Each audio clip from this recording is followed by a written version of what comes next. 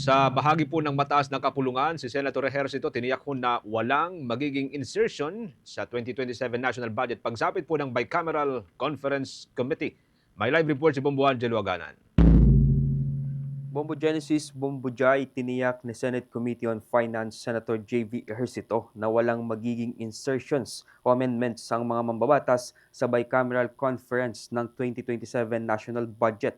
Ayon kay Ejercito, lahat ng magiging amendments o insertions sa deliberasyon ng pambansang budget para sa susunod na taon ay dapat isagawa sa open session at ang lahat ng mga pangangailangan ng mga ahensya ay dapat ilatag sa plenaryo.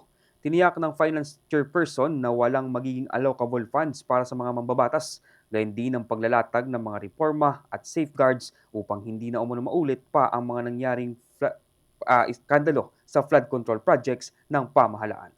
Narito pakinggan natin ang mga bahagi ng pahayag ni Senator J.V. Ejercito.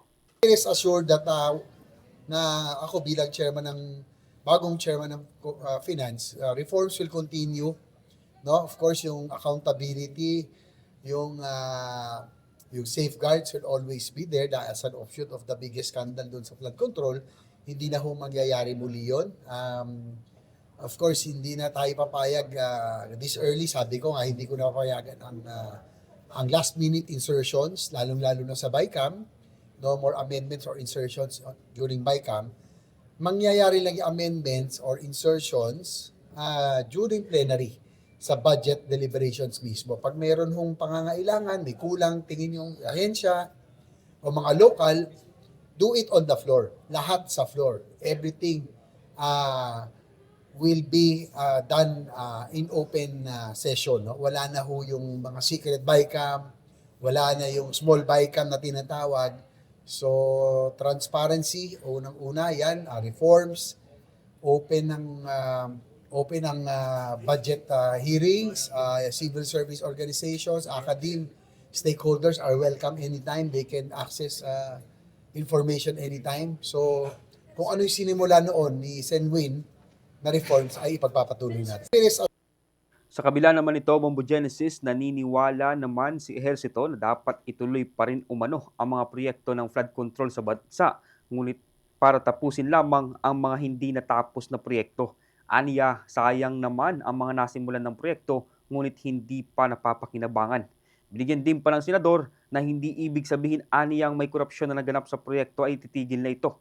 Nilinaw niyang dapat mapanagot ang mga salarin sa katiwalian, ngunit iginit din niya na mahalagang magpatuloy ang pagpapaunlad ng mga infrastruktura upang magtuloy-tuloy din ang paglago ng ekonomiya sa bansa. Muli pakinggan natin ang mga bahagi ng pahayag ni Senator J.V. Ejercito. Tinigil totally, no? Nawala yung flood control because of the scandal. Talagang lahat ng flood control projects siniro last year. Siyempre, nagalit na taong bayan. Nagalit yung anger, yung rage, no, was there. Tinigil lahat. Pero sa akin, I think, dapat natin payagan yung mga nasimula na. Dahil kasi pag flood control, hindi tinampleto, may mga puwang, useless. Nakita naman natin ang flooding ngayon. Diba? Hindi naman dahil nagkaroon ng scandal, ititigil natin yung mga maayos na proyekto. Nagkaroon, tama, may totoo namang gumawa ng kalokohan. May mga gumos project, dapat managot ng mga salarin doon. We are for accountability, but development has to continue. Our economy has to continue. Infrastructure has to continue. Samantala, aminado naman si Ejercito na magiging isang malaking hamon hindi lang para sa kanya, kundi sa mga kapwa-senador at Senate staff din ang paparating na deliberasyon ng national budget. Aniya, kakaiba ang sitwasyon ng Senado sa kasalukuyan dahil sa nagpapatuloy na impeachment trial kasabay ng sesyon ng Senado. Mahirap at nakakapagod man umano ang 3 araw mula Lunes hanggang Miyerkules na ginugugol para sa impeachment.